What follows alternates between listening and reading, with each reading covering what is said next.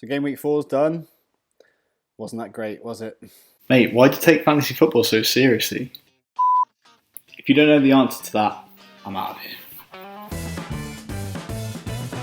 So yeah, let's have a look at my team and how I did in game week 4. Now I played my wild card, so I was expecting big things this week, and none of the big hitters really delivered. Starting off in goal, Guzan, conceding 2 against Sunderland, not ideal.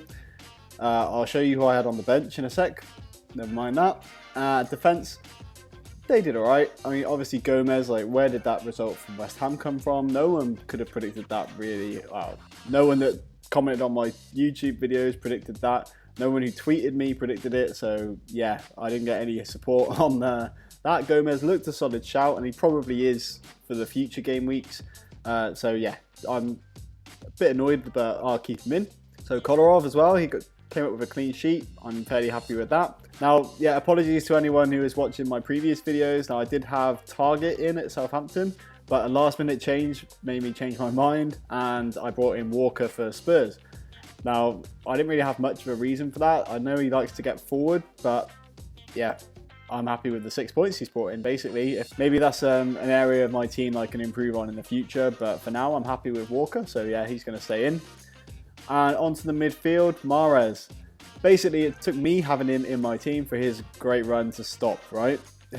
So much promise from Mahrez the first 3 game weeks, and then suddenly, as soon as I pick him, nothing.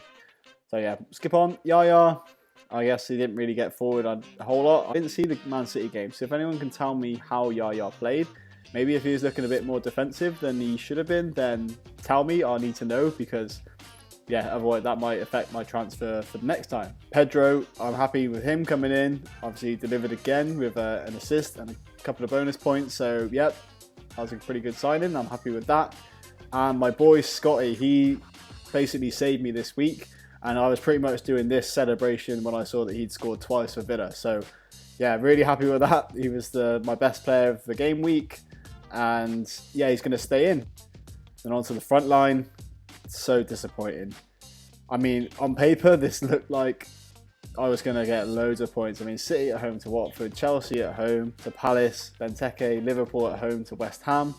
I thought I was guaranteed some points with those 3, but they all failed to deliver. I'm sure a lot of you had Aguero as captain. I saw that as probably the most popular pick of the game week. And I thought I might try something a bit different and go for Costa, but no, that didn't work either.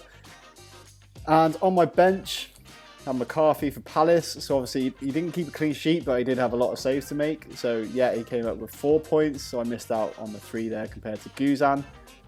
Target, I mean, I didn't really lose out because Walker got me the clean sheet. So I'm not too disappointed of having him on the bench. I mean, probably it was, now looking at it, thinking, yeah, I should have had him instead.